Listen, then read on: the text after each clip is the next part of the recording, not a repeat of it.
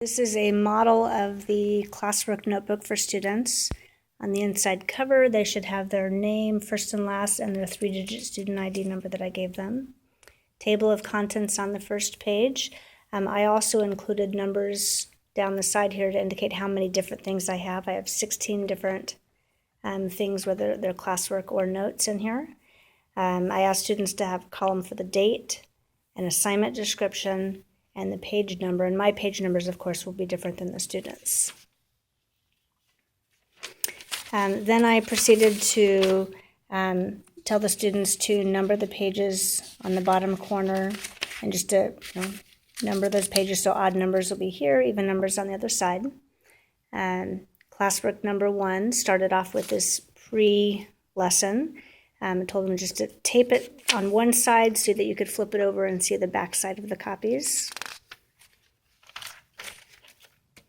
This is classwork number 2 attached with a piece of tape here, so I can open it up and see both sides, and I can still see the assignment description. Page 3 I left blank because classwork number 3 takes up both pages.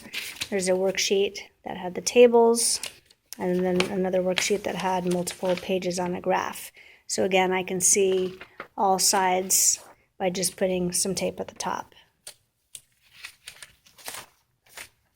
This was designed by a student, and they thought it was a great way to organize their work, and I thought it was awesome and that I would share it with students. So here's another piece of tape for classwork 4 that was on a worksheet. And then there were notes that I asked students to have on scale factor. This is just a sample of that. I have, of course, a copy of this on my website if they didn't get that in class. Classwork number 5 is problem 2.3.